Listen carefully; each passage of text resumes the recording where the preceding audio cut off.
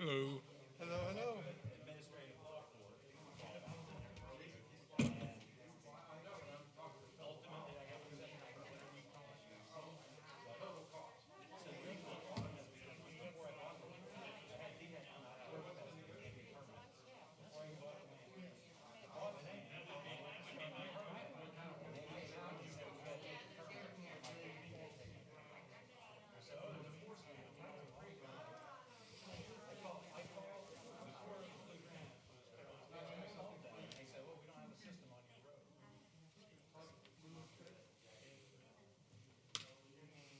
Hey, oh, no, you're fine.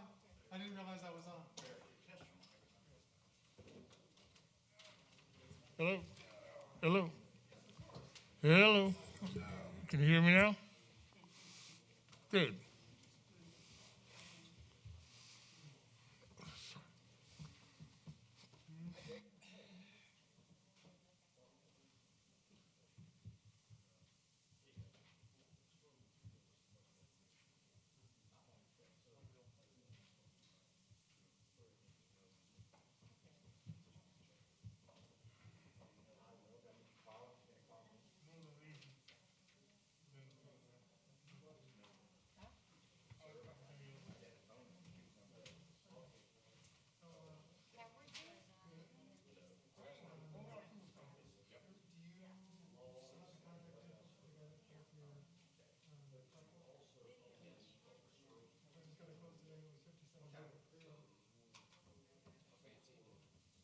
The only thing I'm doing is a garage door and a window and a cutter. But I still think that's kind of like Christmas. There's this huge. Well, yeah, I mean, maybe that's it. A carport, yeah. Like a blue. I want to have some lighting. So I want to have a real. The thing I have now is not just it's a tarp. So. Looking sharp today, Mr. Mayor. How are you? Huh? What's up?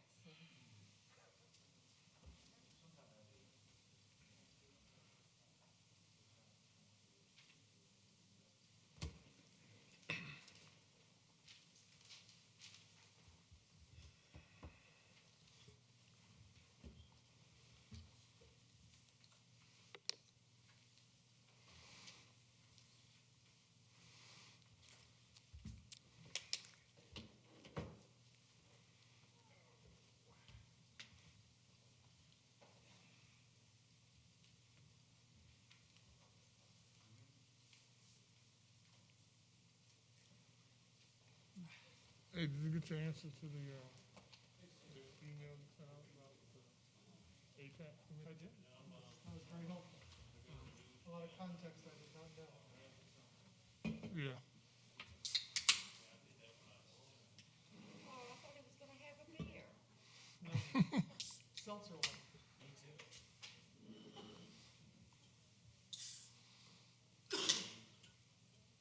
Maybe I should open it now, you know, before he rings the bell.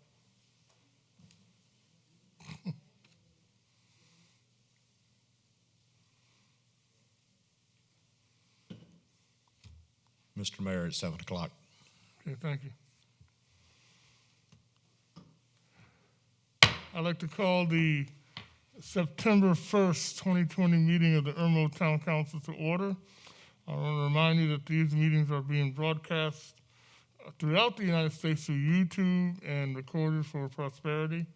When you come to the microphone, please speak clearly, succinctly, give your name and address. And I'd like to start with the Pledge of Allegiance by Councilwoman Kathy Condon. Y'all please stand.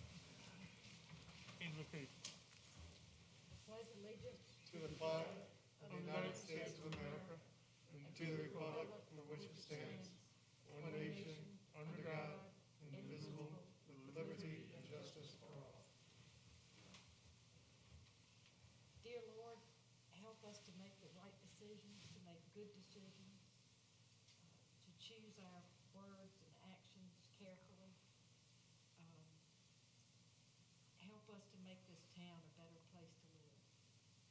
And thank you for everything, all the graces and blessings and the safety we have in this town. Thank you, Lord. Amen. Amen.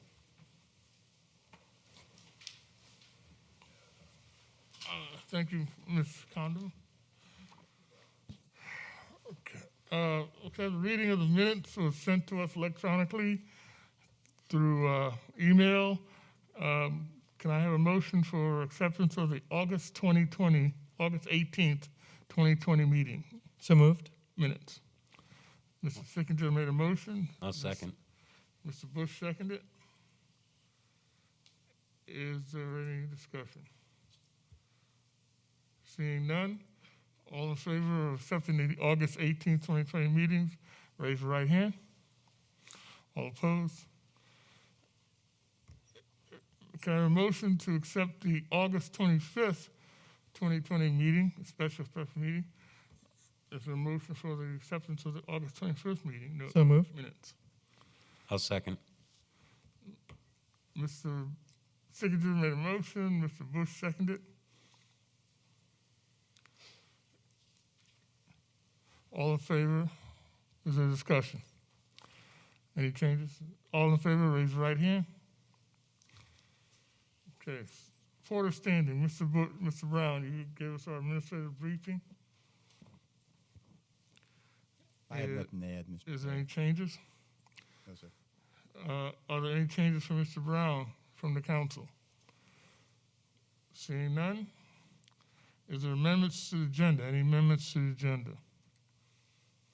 Seeing none, we will move on. Consideration of communications. Mr. Lucer from the Events Committee has a consideration of communication for us regarding the Irmo movie night. Yes, I do. Thank you, Mayor. A while back, Town Council had approved a movie during the summer, this past summer. Since summer's almost out, we'd like to get you to go ahead and approve a movie on September 26th, which would have been Night of the Orchestra, and go ahead and pay for it.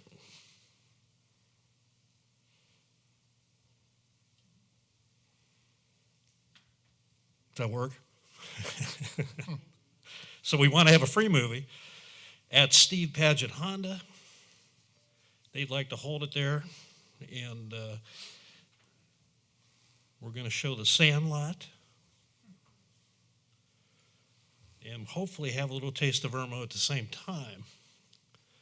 And what that would involve would be restaurants coming up with a movie meal that folks could pick up and basically sort of tailgate, take it to the movie with them. So we're going to advertise that probably through the local newspaper and our social media. So anything you need from me, we just need your blessing to go ahead and have the movie that night. Mr. Luther, Mhm. any chance we could have fried okra? There is a good chance, actually. Good, thank you. All right. Well, we already gave you authorization or gave you approval on doing a movie earlier this summer. So, I mean, we don't need to take a vote on it here again because we already gave you approval. So does anybody have any questions for Mr. Luther in this movie idea? Do we have a budget for this event? We approved $900, I believe. Right. I think you approved the original cost of bringing the screen up and actually paying just to have the screen there, the projector and so on. There are more expenses. We do have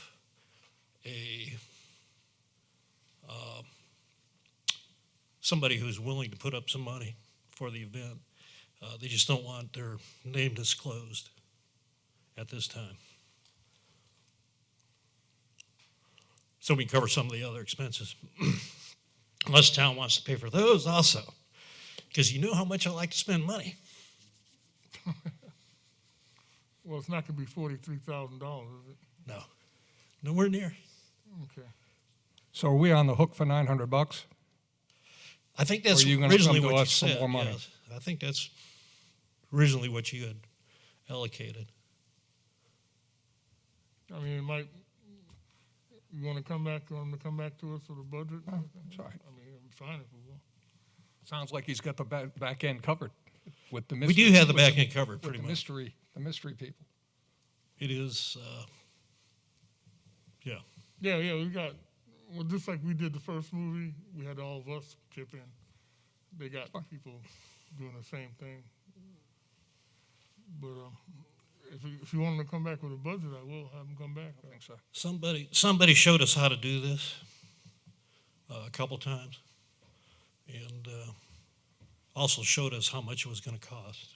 So Again, I think as a council, and again, I'm so heartbroken over the canceling of the orchestra that this alternative, having a movie night, showing the Sandlot, is a great idea. We can social distance. We can turn back and give our Irmo business community or restaurants an opportunity to showcase what they do and put together a family package. It sounds like a great idea to me, and I think we need to support that. If y'all against it, let me know in person or private, but I think we need to support that to continue to build our relation with the community and build our relations with the Irmo business side, because, man, they've taken a beating this summer. They've taken a beating this half a year, and we have to do anything we can to help them, I think. So that's it. Thank you, Mr. Lucer, for your You're welcome. presentation. Is there any more consideration of communication? Seeing none. Presentation by citizens on agenda items. Is there anybody like to speak to council on the agenda items coming up? Come on up, Mr. Huey. Mr. Huey is a former council member of the town of Irmo. I was hoping you wouldn't say that. But I will take to heart Kathy's prayer Thank you, sir. to guide my words, because I'm not noted for being polite. And I apologize if it comes across as unpolite. This is not an agenda item, first thing. I just want to use the influence of Irmo Town Council in talking to the Irmo Fire District and their fire truck utilization of Columbia Avenue. Wait a I'm minute. thankful I they're have to here, stop believe you. me. But I have to stop you, Mr. Huey. This is, what you're about to talk is about the agenda items. I do. I was just going to throw that in as a gift to y'all. I know, but I would love that gift at the appropriate time, which would Gotcha. be Not a at problem the for end of the me. meeting where we have the presentation by citizens on anything you would like to talk about. Yes, sir. So would you give me that? Item 9B. Would you give me that? Okay. 9B. Okay. How much is too much government? When are y'all eventually going to say, hey, I can come into your yard as a private homeowner or come into my house? Y'all are getting too intrusive into my personal affairs. I have rental property, yes. And if the tenant finds something wrong, he doesn't have to pay me. I maintain my rental property well enough for the tenant to be happy. If he or she is not, they say, hey, I'm not paying you this month. And I have to correct it. It's not a single day of the month that I'm not over there checking on my properties, some more often than others. But I'm opposed to this government intrusion. I'm a libertarian, yes. But that's part of why I support those who think government's getting too big for its own britches. The second item, D, that's 9D. I support continuing the 3 readings. It was a friend of mine that let me know about tonight's meeting and what was on the agenda. It wasn't me that noticed it, someone else. So the more readings and gives me more opportunities to question the intent. The last item, and I'll depart, is 10B. What in the devil am I getting for my money now? You want to go tripling from $50 to $150? Come on. What are you doing with that $50 fee? I have no answer. I hope y'all do. But another $150, I mean, really, who am I going to pass that on to? The tenant, if I can. My son and I were thinking about building another rental property in Irmo. You Friars Gate, to be specific, on property we own. But the way y'all going, I'd just move out of the town limits. And I can come out a lot cheaper. I thank you. Y'all have a good evening. Thank you, Mr. Huey. Is there anybody else who'd like to address council on agenda items? And Mr. Huey, please come back at the conclusion to tell us about the Emerald Fire District. I appreciate that very much. I appreciate that too. I thank you. Okay. Seeing no more unfinished business, approval to extend the Irmo mask ordinance, ordinance 2015, for another 30 days. Is there a motion for first approval? So moved. Mr. Sickinger, is there a second? Second. Ms. Sickinger made a motion. Councilwoman Condon seconded. Mr. Sickinger. Yeah, I'm in favor. I don't think we've had a significant change, and probably the college students and everyone going back to school hasn't helped that much. Percent positive still remains in the 15 to 20% range, and hopefully we're cresting that hill. But of course, winter's coming, as they say. That's all. Okay. Ms. Condon? I was against this to begin with, because I thought it was an overreach by us, and it still may be. But I think it's made a difference. I don't go into Kroger anymore that I don't see everybody with a mask on. And the same with Publix out toward the lake. It's made a difference, whether it's us or whoever. And I think it's made a difference to the virus as well. So that's why I'm in favor of it. Are you saying that people in Kroger are wearing masks? You've seen a lot of them? Yeah, everybody is. Really? And they have someone cleaning the carts as they come back Yeah. in. And I like that. I miss seeing people's faces, but that's all right if we stop the virus. Mr. Bush? I think this time around I'm going to not support it, in that the reason behind that is we just keep extending it. But in fact, I think everybody has realized that, first off, all the national stores have made it mandatory within their stores, the governor's orders and such. And at this point, I think our ordinance is redundant. So Okay, I'm out. that's fine. Mr. Danielson? I guess I'm the only one who's been consistent on this from the very beginning. It's a total fiasco. We can't go anywhere without a mask. The town of Irmo, it's up to public, private business. It's up to organizations to enforce masks. If they want to have masks, Walmart, Kroger, Publix, everybody, and that's fine. We all keep talking about the reason you want to extend the mask is the same reason I'm asking, what's the mask doing? You know, the reality is the numbers look pretty consistent to me. But I'm consistent against the mask, and against us enforcing the mask. I believe in whatever we can do to help, and I wear my mask. Everyone wears their masks, but again, I think it's overreaching. When's it ever going to end?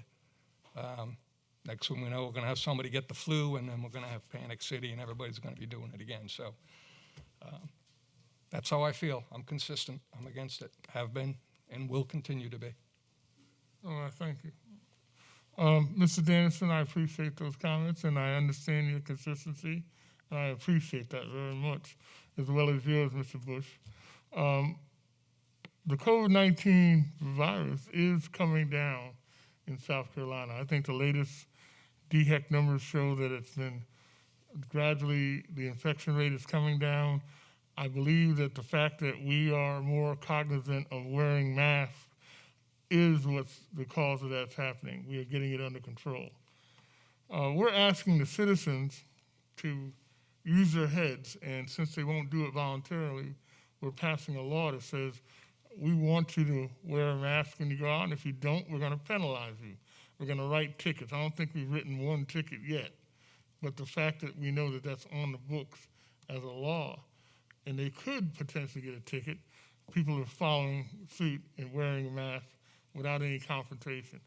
As you said in Kroger, you saw a lot of people, almost everybody in there, wearing masks, and you didn't see very few people not. And I don't know, Chief, correct me if I'm wrong, have we been called to any kerfuffles about wearing masks or not? We've taken complaints at 7 different businesses in the town, and what we've done is given them a copy of the ordinance and stressed the importance of enforcing the mask. Okay, but we haven't written any tickets or broke up any fights? That's correct. No tickets have Okay. been issued. We're also asking the Irmo businesses to operate at 50% capacity. Now, council, which one is it? Do we tell the people that we're going to give you a ticket for not wearing a mask? Or do we turn around and tell the businesses you can only operate at half your capacity? That's a conundrum that I think we have to get out of.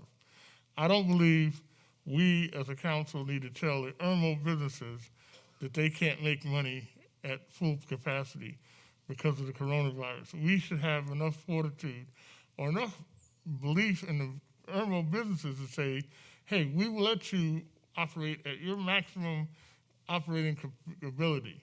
We want you to make as much money as possible in order to survive in this economy.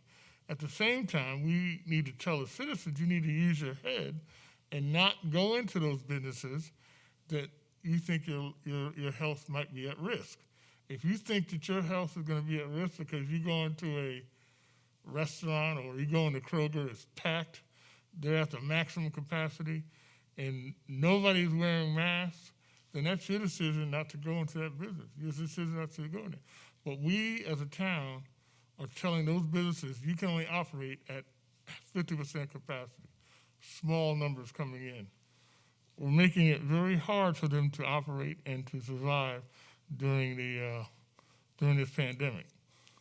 I'm making a statement as the mayor of Irmo, not as a town policy, that any business out there that is using their heads, following the CDC guidelines to the best of their ability, their employees are being checked, they're wearing their mask, the employees are wearing their masks.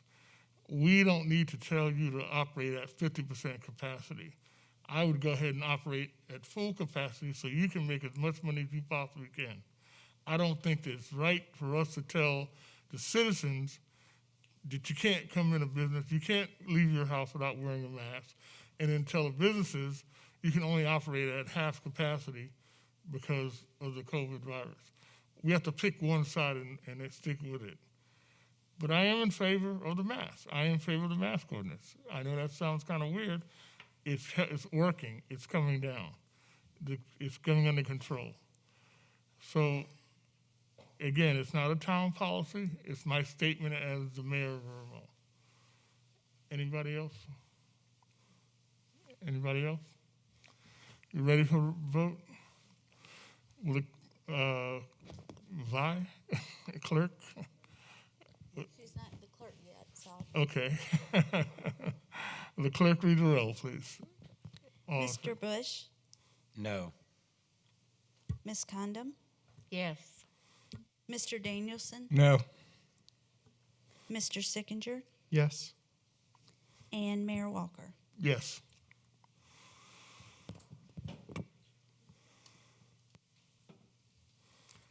Okay, second reading of ordinance 2017.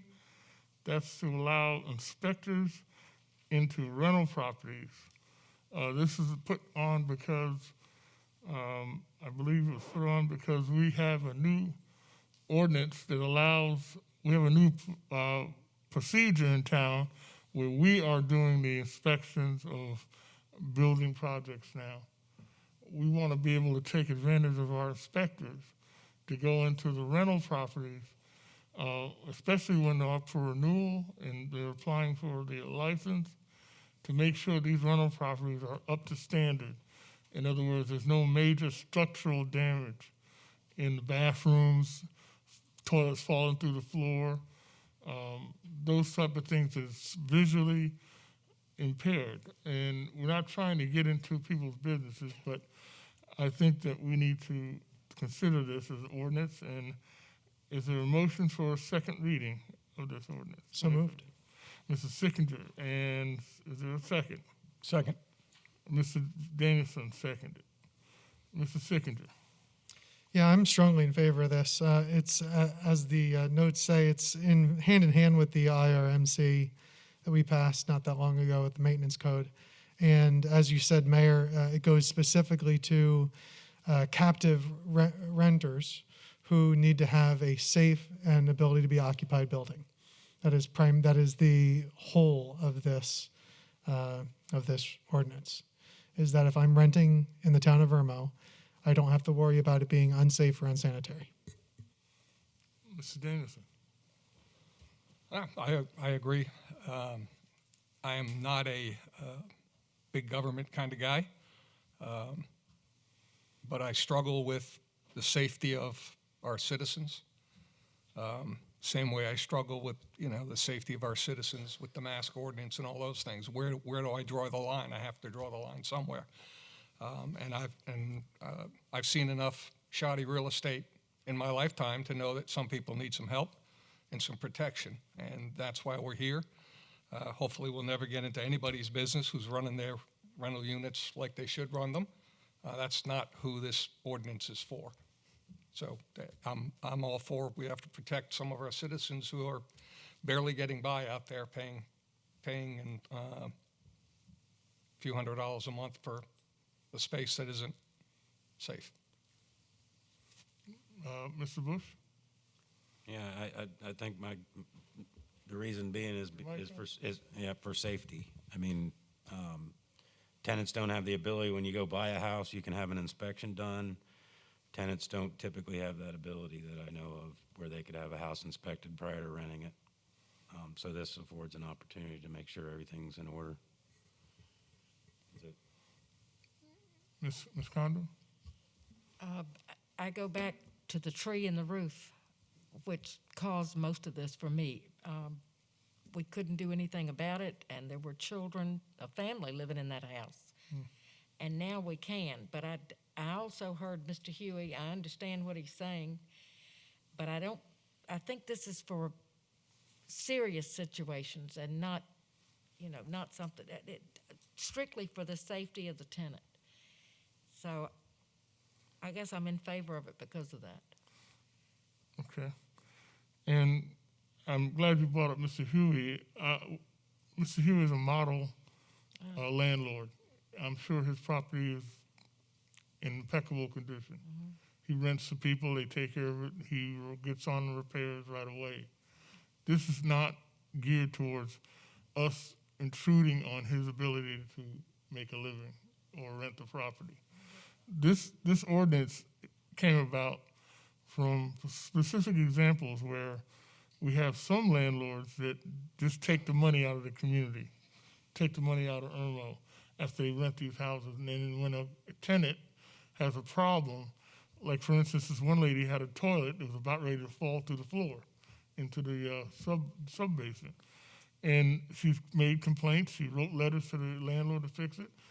They sent somebody out there that jury-rigged it and got it up to where it would at least stabilize. But she had no other recourse. So she came to the council. So she came to us and said, hey, I'm paying my rent. Here's my receipt. The guy won't come and fix the toilet properly, and I'm scared that I might fall through the floor on the toilet one night. We had no way to do that. But now we have our own inspection department. We have that now a part of the town of Irmo, and we'd like to be able to say to that inspector, go out there and tell me, is that bathroom safe on this rental property. Not if somebody owns their house, but it's a rental property. And if they come back and say that it's not, then we have a way we can take action to get them to fix it. And that's what this is all about, not intruding on good landlords like Mr. Huey. We want to make sure that the landlords that don't do the work are kept and held accountable. So is this, any more comments? Any other comments? All those, okay, will the clerk read the roll, please? Mr. Bush, Yes. Ms. Condom, Yes. Mr. Danielson, Yes. Mr. Sickinger, Yes. and Mayor Walker. Yes. Second reading of ordinance 2018 to annex Lexington County TMS, that's the undeveloped acreage with the cemetery over on Orchards Lake, part of Harvesting Community Association. Is there a motion for a second reading? So moved. Is there a second? I'll second it. And Mr. Sickinger. Yeah, I'm generally in favor. I don't have really a lot of strong opinions on it, but I think it's, I see the historical value to potential value to the town. And, you know, the other part of it is that I had someone mention to me is that the possibilities for neighbors of yours who want to be in the town and currently cannot be because they aren't directly adjacent to town property. So it increases the opportunity for individuals who want to be in the town to be in the town, where otherwise they couldn't be without getting the whole block involved. And overall, I'm in favor. Okay. And as Mr. Sickinger said, there is no intrinsic financial value to this. This is an African-American cemetery, approximately 9.7 acres, undeveloped acreage. It's never going to produce $1 million for us, but it needs to be protected by the town of Irmo. We have a lot of historical people that are buried back there. The original president of Harbison College is buried back there. We have the first African-American judge of Richland County. He's buried back there. But that cemetery is in unincorporated county. People are going back there looking for artifacts. It's just not a safe condition. We have folks that are willing to come in outside of the town of Irmo to repair it, to bring it back up to code and bring it back up to a stature that is respectful of the people that are buried there. I just don't want them to go back there willy-nilly and destroy this landmark. So that's why it's on the agenda, and this is the second reading to approve annexation. Anybody? Mr. Bush? Ms. Condon? Yes, I have great respect for the dead. I think when we lose that, we lose some of the respect for the living as well. I was bound and determined to find this cemetery, and it took me about 2 weeks, but Mr. Brown, I was looking behind Quail Valley, and it is, but it's also off Archer's Lane. So Mr. Brown showed it to me today. And I'm sure it has been vandalized to some extent, although there's a nice brick fence, and, you know, somebody does need to take care of it. We can't do that, but maybe annexation would help respect for the dead, then I'm for it. Mr. Dennison? No comments? All right. Will the clerk read the roll, please? Ready to vote? Clerk read the roll. Mr. Bush, Yay. Ms. Condom, Yes. Mr. Danielson, Yes. Mr. Sickinger, Yes. and Mayor Walker. Yes. Thank you. Second reading ordinance 2019 to amend our Irmo Town Code, changing our readings from 3 to 2. Is there a motion for second reading? I so move. Is there a second? Second. Mr. Daniels, Ms. Condon? Okay. Mr. Bush and Ms. Condon. Yeah, I put this on, I mean, we talked about this, I think 3 readings takes it out too far. And it'll make things more efficient. If people do have comments, call us, talk to us, get in touch with us, tell us how you feel. A 3rd reading it just seems like a formality, and I think it makes it inefficient, so I'm for it. Okay. Ms. Condon? What is not here that I want people to know is we're gonna go, I hope, from meeting to work session to meeting to work session. And I think that'll solve most of the problems. We'll get input, we can talk about it freely. I think it's a good idea. Then removing the 3rd reading is not a problem, because you have 3 meetings, just have 2 votes. So, and I want people to know that. We're gonna talk about it 3 different times, but we're only gonna vote twice. So I think it's a good idea.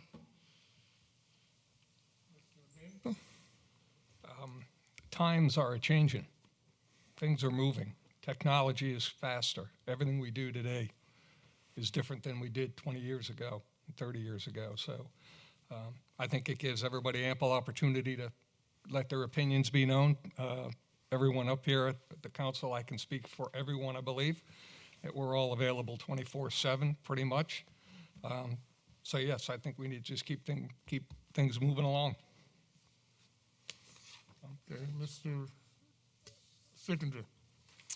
Yeah, I'm strongly in favor of this. To add to what Councilwoman Condom said, is that in addition to there being a workshop meeting in between the 2 votes, on top of that, the goal is that residents will not just hear about these ordinances or changes that are happening the first time that it's on the agenda, but rather through the workshop meetings, they will hear about it for possibly months before it even ends up on the agenda. So that there will be not only the current amount of time, but even significantly more time for feedback as we go through those work sessions and work together to figure out what those ordinances and new changes should be. And I thank you, and I'm glad you pointed that out, Mr. Sickinger and Mr. Bush and Mr. Danielson. You're absolutely right. This is in anticipation of another change that we're going to make later on, and probably and put it into effect next year, 2021, where we won't have a first and a third, basically a first Tuesday and third Tuesday council meeting. We'll have 1 council meeting on the 3rd official council meeting, and the other meeting will be a work session where we're allowed to work through a lot of these issues and things that you won't necessarily hear about at a council meeting, because we're back and forth trying to negotiate different items, different subjects. So this is a great deal, and I'm in favor. Will the clerk read the roll, please? Mr. Bush, Yay. Ms. Condom, Yes.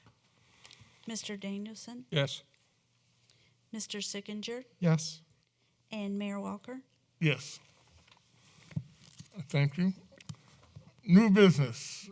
First reading of ordinance 2020 to rezone property on SC 60, which is known as Lake Murray Boulevard, from neighborhood commercial to general commercial.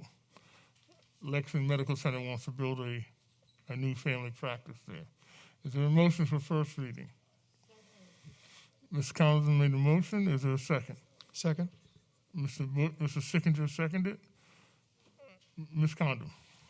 This property's, well, you can see it's next to Walgreens on Lake Murray Boulevard, and there's it's like a little medical row there, because next to Walgreens is another doctor's office, and I think there's another one after that. But I think it's a good location, and anytime you increase medical services to a community, I think it's an advantage.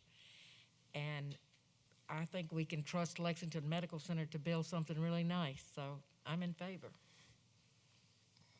Okay. Mr. Sickinger. Yeah, I'm usually not in favor of just willy-nilly doing moves to general commercial. Although I understand what the exception here is the location of the parcel and the intent for the future use. With that in mind, I'm in favor. Mr. Daniels? Yeah, I'm hugely in favor of this. The Adaires who own that property now has been in the town of Irmo forever. They took a risk, bought that property on spec, and anything that I can do to help to bring up revenue base for us, but B, help find citizen of this town capitalize on an investment. I'm all for that. So absolutely. That's the piano guy, right? Yes, Adair? Adair Piano. Mr. Bush? In the interest of time, I agree with everybody. I thank you, sir. Will the clerk read the roll, please? Mr. Bush, Yay. Ms. Condon, Yes. Mr. Danielson, Yes. Mr. Sickinger, Yes. Mayor Walker. Yes. Thank y'all. Ordinance 2021 to amend the Irmo Town Code to increase the residential rental property fee from $50 to $150, and increasing the penalty for non-payment of this residential rental fee from $100 to $500. Is there a motion for first reading? So moved. Mr. Sickinger made a motion. Is there a second? I'll second it. Mr. Sickinger and Mr. Bush. Mr. Sickinger. Yeah, I'm in favor. Town doesn't have a millage. Town doesn't have a lot of sources of revenue.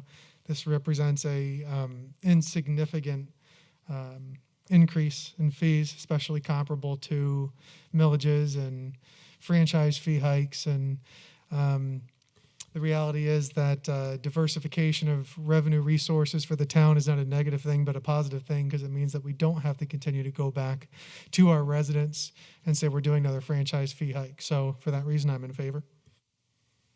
Okay, Mr. Bush. Yeah, so I'm in favor because they've been stagnant for a little while, number one. Number two, cost of doing business is going up a little bit.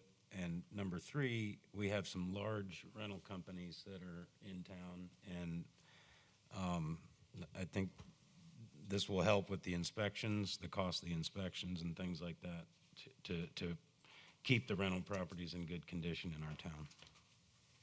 Okay, Mr. Danielson. I'm in support. I think one of the things this will help is just maybe it will stop some willy-nilly guy from renting his house or gal from renting his house out and trying not to get onto our radar. This will help. There's a lot of work involved. I heard that question asked tonight earlier, but there's a lot of work involved on behalf of the staff in the town of Irmo to chase down 700 or 800 rental properties, and to handle those efficiently. And so that's why I'm in favor of this. Okay, Ms. Condon. I hate to raise it for a person who owns one or two houses and it's just a supplement to their income or supplement to their worth. Because this is really aimed at people, at companies who own 15 houses or 20 houses, whatever. The town needs the income, number one.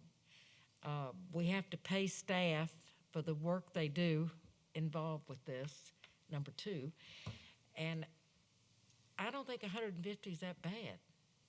I think it's a cost of business, but I'm in favor of it. And that's over 12 months, right? If you divide that over, amortize it over 12 months. Yes. Okay, it's only about $12. I agree with council. You have to understand that we are in the middle of a pandemic. I'm sure the majority of the citizens of Irmo do not want us to go back to a millage rate, do not want us to go and raise the franchise fees on us any more than we have to. But we have to figure out ways to overcome our large, probably rather large deficit we're going to have, not this year, but next year, when we get the real numbers from the pandemic, impact of the pandemic. One of the ways we can do it is Irmo lives off of business license and fees. We can raise business license, we can raise more fees, or the chief can write more tickets, and then now we get in trouble because they're trying to raise revenue writing tickets. I think this is a smart move, and I agree with y'all. I think we need to, since it's the first reading, I'm sure I'll have a bunch of people calling me and telling me why they shouldn't do it, but that's fine. I'll be glad to talk to anybody with civility and respect. Will clerk read the roll? Mr. Bush, Yay. Ms. Condom, Yes. Mr. Danielson, Yes. Mr. Sickinger, Yes. Mayor Walker. Yes. First reading of ordinance 2022, Irmo Town Code. Now, this is we have an ordinance on the book right now where, for instance, cutting grass, if you don't have your grass cut under 8 inches, you can get a abatement notice, which is a warning. If you refuse to cut it after that, you get a chance to come and talk to our judge and find out why you can't cut your grass. If you refuse to come to court and face our judge, you can go to jail. The judge can order you a bench warrant because it is a criminal offense. What we're proposing here is to remove that criminal offense from that particular ordinance, the grass cutting ordinance. Is there a motion for first reading? So moved. Mr. Danielson? Mr. Danielson, is there a second? I'll second it. Mrs. Bush, thank you. Mr. Danielson? It speaks for itself. We're not giving tickets for, going back to the masks again, sorry, not giving tickets for masks. We're certainly not going to throw somebody in jail for having grass too high. I mean, the whole thought of that is just crazy. So that's really that's all that has to be said. Okay. Mr. Bush? I think as a civilized town, we have enough remedies in place to handle too tall grass that we don't need to jail our citizens. And I think it's absurd as well, so that's where I'm at. Mr. That would be like jailing Kirk Luther for a bad haircut. I get it. Ms. Kondo? I think it speaks for itself, too. You should not be put in jail for having 9-inch grass. It's bad enough that we make our police measure it, and at some point, it becomes a health hazard, with mosquitoes and snakes, things like that. But I think the police will handle it. I think a fine will handle it. I don't think we need to put people in jail for having a broken lawnmower or whatever. It's inappropriate. Mr. Sickinger? Yeah, should I say it speaks for itself and then go ahead and continue to speak for it anyway? You always do, so go ahead. I know I always do. I do like to hear myself talk. I'm in favor. I think it doesn't, forgive me for contradicting what y'all just said. I don't think it speaks for itself. It says, remove jail time for grass heights and other violations within that specific statute. What other violations are you referring to in particular? It says delete and/or jail time. Now, if somebody is, and again, help me if I'm reading this wrong, Mr. Brown, unsanitary conditions, is somebody disputing sewage onto the town. Is that not under that ordinance? Or? The sewer falls under a different section. Okay, so what else is included in this section? Well, this is for unsafe and unsanitary. So, I mean, it would involve places like the one property we had on Parlock, hoarders, trash and junk in the yard, even though we haven't We had put one person in jail, Okay, over that because they just didn't comply. if he wouldn't comply. Correct. Okay. And we tried to work with him at many occasions. Exactly. We gave him abatement notices. We gave him court visits to the judge, but he refused to do any of that. Yes, sir. He got his tickets and didn't want to pay them or couldn't. So our last resort was to ask him to spend some time in our county jail That's correct. involuntarily. So at that situation, which was extreme, that was the only recourse we had. Now, if you want to say specifically for cutting grass, I'm with y'all. If you want to say for situations like we had at Hoarder, no, I'm not against sending him to jail because it is a violation of our town code, and he won't comply. So that's my interpretation of what this is saying. If I'm wrong, y'all can fix me. I got 2 other readings, but Mr. Bush? Mr. Brown, did the jail time actually work to get the property cleaned up? No, it's right back to where it was.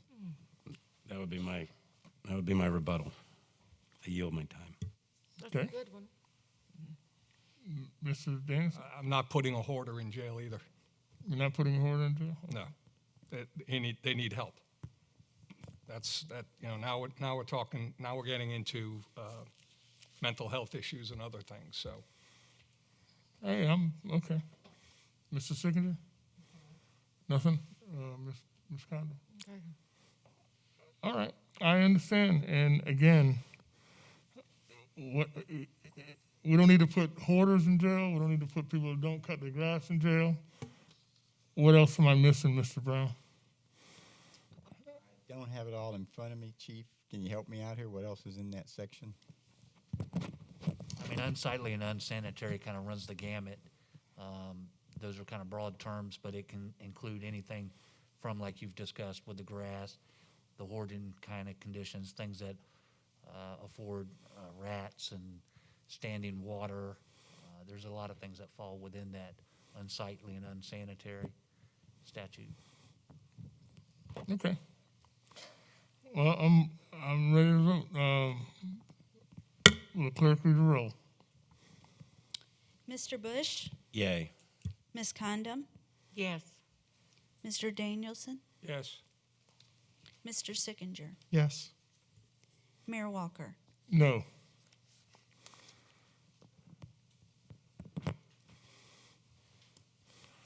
Okay, thank you very much.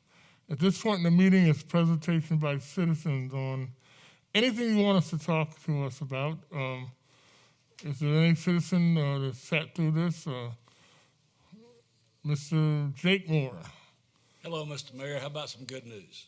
I'd love to have some good news. Thank you. Did anyone follow the Public Service Commission hearing at which we appeared on Monday? Well, Blue Granite has appealed the decision of the Public Service Commission in regard to the rate hike. I received that appeal, I believe, yesterday in the mail, and we will be writing a brief in opposition to the rate increase. There is a code section which generally tends to provide that during an appeal, a utility may go ahead and raise the rates anyway, filing a bond to cover the refund unless in case they lose. We argued most of Monday morning against allowing them to do an increase under bond. The statute seems to say they can do it, but it's overall governed by principles of equity and fairness, and there seems to be a conflict in the statute as to whether they have an absolute right to do an increase under bond or whether the commission can deny that. we argued pretty significantly that not only can the commission deny it, they should. The commission appears to have agreed with us. I have not seen the actual order, but we received information that the commission was not going to allow them to put the increase into effect under bond, at least for the balance of this year. I think the commission has had just about enough of Blue Granite right now. And their willingness to support the town and the towns and the consumers with the present situation is really appreciated. They went as far as they could go to helping the consumer. And I just wanted to tell you we got a little bit of good news. And so thank you. Mr. Moore, just a clarification. Did they allow them to, by not approving their appeal, does that mean that they can go ahead and go forward with their increase to the $80 a month that they originally had gotten approval for? Or they have to wait until September or December now? They can go forward with what the PSC allowed them to go forward with, but they can't go forward with any additional increase under bond. I mean, obviously what happened when we tried the case, the PSC gave them an increase, but nowhere near what they wanted. Right. So they appealed, saying, not only do we want what you've given us, we want more, and here's our bond. And we think our people are paying enough. So the PSC, thankfully, said no, at least for the balance of this year. Even if you file a bond, we are not going to allow you to do a rate increase under bond during the term of the appeal. That's a win. How long that will last, what happens in January, I can't tell you, but we're still in the fight with these folks. And I will also say that the folks with Blue Granite have been incredibly cooperative with me. I think they've been incredibly cooperative with WIT. They are trying. But they're also trying to squeeze some more money out of this thing. And the reason they need more money is because they've taken all the money and not spent any of the money towards the routine maintenance of these lines, and the lines are going to crud. And they're trying to pass all of the rehabilitation costs on to the consumer, which apparently they have a right to do, but it's not fair. And that's the argument I've made all along. If they took money that they should not have taken in the past, and if they're actually no longer the operator of the system, which they are not, it would appear to me that they should not be allowed to have any involvement with the system because they're not the operator. Clearwater is under a very sharp contract. On the other hand, Clearwater has been really good. Mr. Denton has been really cooperative. He's been very informative. He's been very helpful. They don't really like the fact that they're having to pass on the rate increase either. They're getting pressure from the city of Columbia. They're getting pressure from everywhere. The ultimate answer to Blue Granite is certainly bigger than us because we're only a small part of the services they provide throughout the state. On the other hand, I don't care about the rest of the state. I care about Irmo. I do care, but my focus is on Irmo, and our focus is on Irmo. So I think we've done a halfway decent job in doing what y'all ask us to do as far as trying to stop the rate increases for your citizens. And I hope that the citizens appreciate the degree to which this council has actually authorized us to fight them because we're doing the right thing, I think. Thank you, sir. Thank you. Seems like Mr. Bush looks like better and more of a time for us to look at that project. Are there any other citizens that would like to make a presentation? Mr. Huey.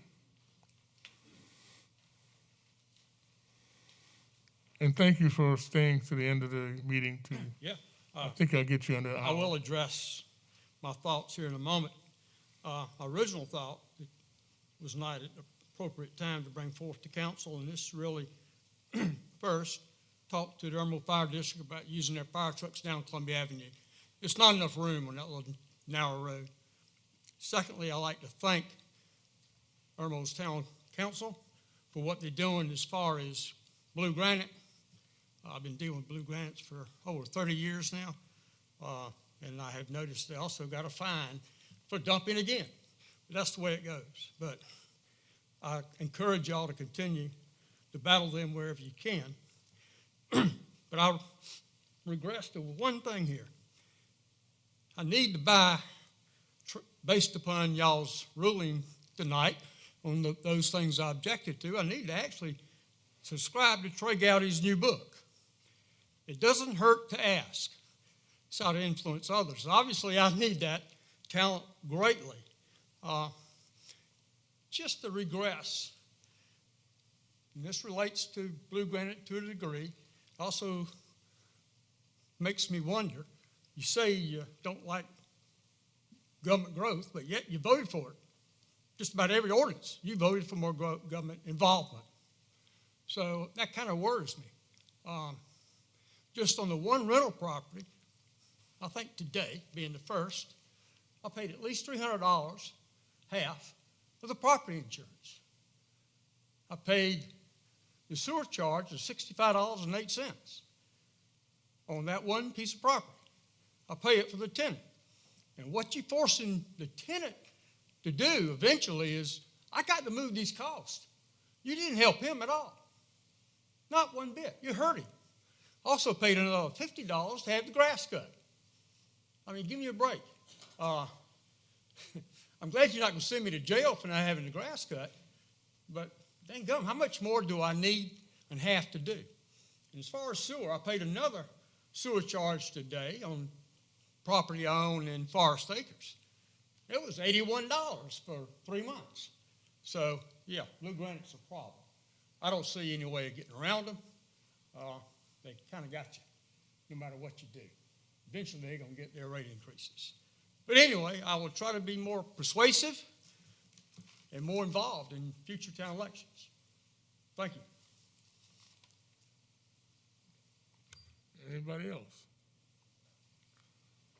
Anybody else like to make a presentation to citizens? Seeing none. Discussion item. Update on the Irmo Future Growth Corporation. Mr. Danielson and Mr. Sickinger. Mr. Dennison, if you don't mind, I'll go first. I have just brief. So this was a organization that was created with the intent of supporting, uplifting, promoting the Irmo business community, among other things. Business community is the lifeblood of the town, and we still need to operate as a town. We still need to have, whatever taxes or whatever. But at the end of the day, I think we have a wonderful business community, and as we've gone through these meetings, we've worked through a lot of logistics, and including the 501c3 stuff with the town's help. And it's been great to see the business leaders and the leaders in the community be involved in that and provide feedback on how we can initially financially assist those businesses and other ways that we can improve the town, especially in the areas around the business community. Yeah, and we're in the process of negotiating with Security Federal Bank. First couple of drafts of our agreement with them is going back and forth. I haven't gotten to the point where I need to get it to Jake yet, but it will in the next week or so. So we should be ready within the next couple of weeks few weeks to kick this thing off and help some of our small business with small operating loans, those types of things. So we got a bank that's back us up. We got a good working contract. And we got buy-in from the business community, I guess. Right. Chamber and all you guys. Right. Cool. Okay. Mr. Bush, any questions? Ms. Condon? Well, I thank y'all very much for the update, and just out of curiosity, would you be able to lend assistance to the Irmo Youth Zone, Mr. Keel's project that he's working on? Yeah, I think we'll probably be able to do that through our partnership with the Mungos, who have committed to this project, to the Irmo Future Growth, and that would fall under their part of it. You know, it's kind of a three-headed dragon here, but that would fall under their part. So yeah, absolutely, I think we could do that. Is definitely on the list. And I thank you for bringing that up, because Jake, you're familiar with the Irmo Youth Zone, and you made some great suggestions during the meeting we had. You realize that this is going to be something that's going to, and I'm not sure, but Chief, if you would correct me, I believe that the crime and the people roaming in the areas have went down a little bit. Are you getting a lot of calls from over there, Chief? Still getting calls? I think it's still too early for us to look at the data and see a distinct change, but I can say we're not taking as many calls right now as we used to. Yeah, I haven't gotten any In terms phone of like calls. the shots fired, Right. calls, and the vehicle break-ins. I haven't gotten any, and have you gotten any, Mr. Dennison? No, I mean, quiet on my end. right. So Akil's project is starting to have an impact. I'm confident to say that. And if we can make sure we keep him in sight with the Irmo, economic development part. And can you talk in the mic? I'm sorry. I met with Stuart Mungo, I believe on Monday afternoon. We talked for about an hour and a half about a number of things. I can tell you the Mungo Company, or the Mungo Foundation is, and Stuart is very excited about what he's doing, and they are very much wanting to see this succeed, and they'll put some muscle behind that. Good. Thank you. Mr. Mayor? Yes, Sorry, I had a couple more thoughts, briefly. Yeah. So just to be clear, what we're doing, because we kind of walked around it, but we didn't actually say it. What we're doing is providing lifeline extension loans to businesses who need that additional funds right now to get them through this slowdown and get them through into the next stage with town-backed funds as a backstop to those loans. Additionally, and without prodding, I do want to recognize Councilman Danielson, who took this on his shoulders, and the work that he has done almost single-handedly in combination with the other members of the Irmo Growth Foundation has been incredible to see. He and I butt heads a lot on a lot of things, but we are certainly in alignment on this, and it's really exciting to see this thing take off. And I thank you, Mr. Dennison, and thank you, Mr. Sickinger. Thank you. Two leaders on that committee. Any other comments, any discussions? Seeing none, there's no executive session. Can I have a motion for adjournment? So moved. I'll second. Is there a second? Okay. Mr. Sickinger made a motion, Mr. Bush second. All in favor say aye. Aye. Aye. All opposed? See none, meeting is adjourned.